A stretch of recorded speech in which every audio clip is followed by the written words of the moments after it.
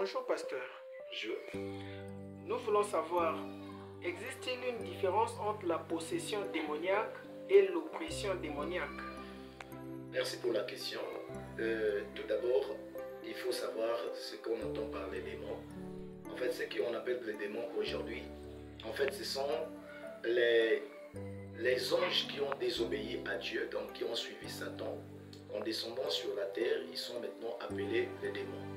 Il y a plusieurs catégories de démons, comme il y a plusieurs catégories des anges, parmi lesquels nous citons les chérubins, les séraphins, les archanges et les anges de rang mineur. Mais dans le cadre des démons aussi, il y a plusieurs catégories de démons. Nous avons les principautés, les autorités, les princes de la puissance de l'air. Il y a plusieurs démons de rang inférieur. Donc il y a plusieurs sortes de démons qui sont dans la 5e dimension et qui passent dans la 4e dimension pour prendre les gens sous contrôle. Maintenant, toutefois, s'il y a une différence entre la possession et l'oppression, oui, il y en a. Il y en a une. La différence est que quand on parle déjà de l'oppression, ça vient du verbe opprimer, oppression. Donc, c'est que vous recevez des attaques, mais l'être, le démon n'a pas le contrôle total sur vous. Vous prenez par exemple dans le livre de 1 Thessaloniciens 5, verset 23, on dit que non. La Bible dit que l'homme est un être train, c'est-à-dire est un homme tripartite. Donc, il est corps, esprit et âme. Ok, quand on parle de la possession, en fait, et de l'oppression, c'est l'esprit qui vient menacer ton corps, qui vient te troubler, mais qui n'a pas le contrôle sur vous. Il peut troubler votre esprit, troubler votre corps, parce que le démon veut dire aussi un tourmenteur. Mais par contre, il ne prend pas totalement le contrôle sur vous. Mais par contre, quand on dit la possession démoniaque, ça veut dire que vous êtes sous le contrôle de ces démons. Ok, quand il y a une possession, vous avez le démon vous contrôle, le démon agit en vous. Mais dans l'oppression, vous êtes en train de résister. Donc il y a un combat, il y a résistance. Vous voyez, donc c'est ce qu'il faut saisir maintenant. Toutefois, il y a aussi un autre élément, c'est que le démon n'a pas le contrôle sur votre âme. Donc quand le démon prend le contrôle de l'âme de la personne, il vous donne une nature donnée. Vous prenez par exemple quelqu'un qui est prostitué, c'est-à-dire tu ne peux pas t'empêcher dans la prostitution, ça veut dire le démon a le contrôle de votre âme. Une personne par exemple qui est remplie de violence, qui ne veut pas vraiment lâcher et puis tout cela, et la personne, le démon a le contrôle de votre âme, il vous donne une nouvelle nature. Donc l'oppression, disons la possession, le démon vous donne une autre nature, surtout quand ça prend le contrôle de votre âme, vous donne une autre nature. Mais quand il y a de l'oppression simplement, le démon peut vous infliger une maladie, le démon peut vous infliger même la folie. Mais cela ne veut pas dire que dans la folie, c'est-à-dire, prenons l'exemple de quelqu'un qui a le cancer. Ça ne veut pas dire que vous aimez cela. Vous êtes en train de lutter contre cela, mais c'est peut-être plus fort que vous. Vous voyez, vous êtes dans... C'est une oppression. Il y a une confrontation, il y a bagarre, il y a affrontement. Mais il n'y a pas le contrôle, il ne contrôle pas. Mais si vous êtes possédé, ça veut dire que vous êtes contrôlé par le démon. Donc, si je peux résumer cela, il faut dire ceci. L'homme est tripartite. Donc, l'homme est corps, esprit, âme. Il arrive que l'homme soit possédé par le corps. Il arrive que l'homme soit possédé dans l'âme. Dans le corps, l'homme peut être frappé par des démons. Les démons qui manipulent, qui vous rendent malade, le cancer, le sida, tout cela, ce sont dans les domaines du corps, parce que c'est toujours dans le sang. Mais non, il y a des démons qui peuvent affronter des gens d'une manière spirituelle aussi. Il y en a toujours, parce que le démon va toujours dans le monde spirituel qui se lance jusque dans le monde physique.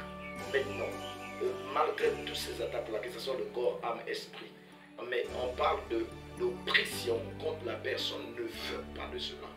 La personne vraiment lutte pour cela. Il y a un affrontement entre vous et le démon. À chaque instant, vous remarquez certaines choses, mais vous êtes en train de résister sur cela. Mais quelqu'un qui est possédé dans l'âme de la personne, réellement, quand le démon prend le contrôle de votre être, en ce moment, ça vous change de nature. Ça vous donne l'orgueil.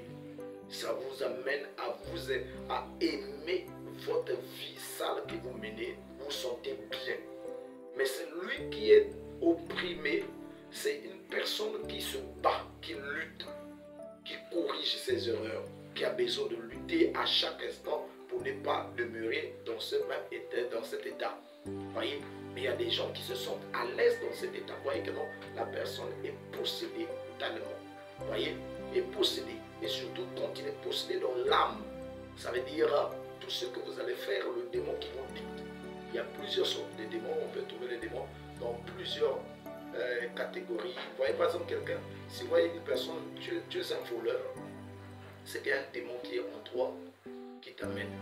Mais sauf qu'il y a des gens, par exemple, là, qui volent, mais à l'intérieur de tout, ils ont fait mal, vraiment, ils corrigent cela. Ça devient une oppression. Mais quand vous trouvez que non, vous sentez bien sur ça, ça devient normal pour vous. En ce moment, vous êtes possédé. Et donc, la plupart des gens nombreux, il y a des gens qui peuvent être possédés par 7 démons, 5 démons, 10 démons. Il y a des gens même qui peuvent même avoir des milliers de démons en eux. Vous voyez, prenons l'exemple dans la Bible, on parle de Marie de Magdala qui était possédée par 7 démons. On parle de celui qu'on appelle Légion qui était possédé par 2000 démons. Vous voyez, donc il y avait tellement de démons en lui à tel point que ça le rendait fou. Ah, voilà pourquoi ceux qui sont beaucoup colériques, parce que la colère est le premier degré de la folie et le second degré de la folie. Non, j'allais dire premier degré de la folie. Donc vous aussi, vous avez beaucoup de démons.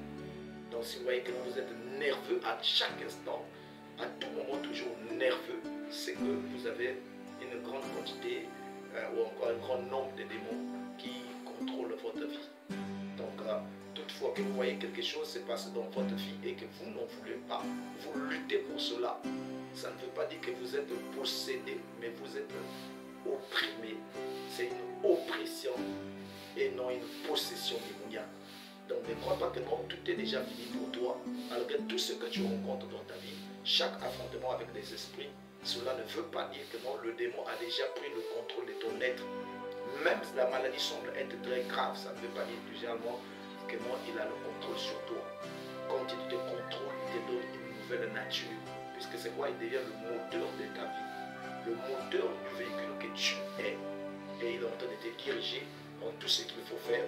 Et toi, tu ne fais qu'obéir. Mais vu que tu n'obéis pas, tu n'as pas besoin de cela. Ça vient. Ça veut dire que c'est un combat. C'est une lutte. Donc tu ne dois pas abandonner. Continue jusqu'à ce que tu finiras par faire. Merci. Révérend pasteur, merci. Je vous en prie.